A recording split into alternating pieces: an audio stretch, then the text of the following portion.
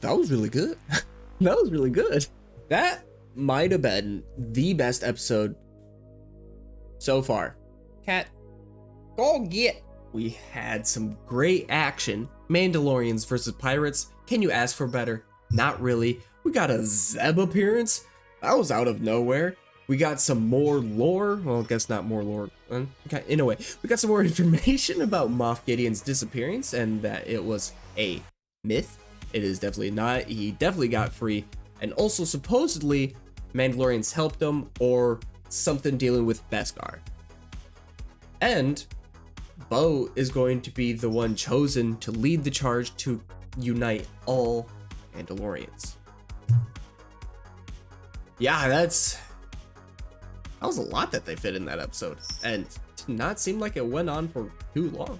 But before we continue, let's rank the episode best this season. I think I'm going to give it a solid, I think like a 9.3. But I was going into Tashi Station to pick up some power converters. Like I mentioned, there was a lot of information dropped in this episode. The Mandalorians now also have a home on Navarro, which is kind of nice, so then the armor doesn't have to rebuild a forge.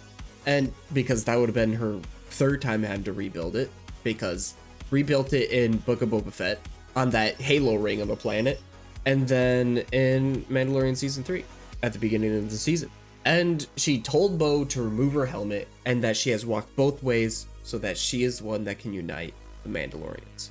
And she saw the Mythic Sword, so that kind of helps too. There was just a lot in this episode. The one downside, well, maybe not the one downside, but the one major downside for me, Gorian Shard's dead. Although his mouth movements were a little off, he was just such a cool character. And I did hear that he's in Skeleton Crew, so I'm curious how that translates. If Skeleton Crew's before this, so then he's still alive, or something along those lines happens, whatever. But that kind of sucks. But at the same time, I kind of get how there was very little way to go about getting around that, because at the end of the fight, he was just shooting down onto the town. So the only way to get them to stop is by disabling the ship. Disabling the ship caused the ship to crash, and he's probably not going to survive that crash. The only way he would have been able to get out of it is if he was not necessarily a coward really, but kind of gave up on the fight and left, like Zane did. But yeah, that was a good episode, dude. This, along with Bad Batch today, oh, my heart is just full of Star Wars. And I think that is all I have to say. Thank you for watching. If you enjoyed my reaction or my review, or both, should like them both.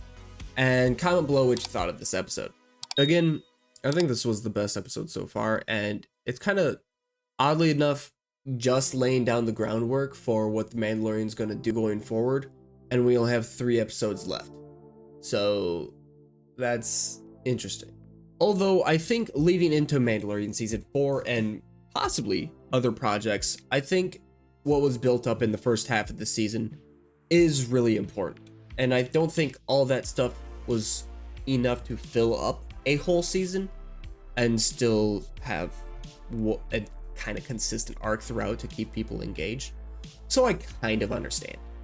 But also, kinda sucks.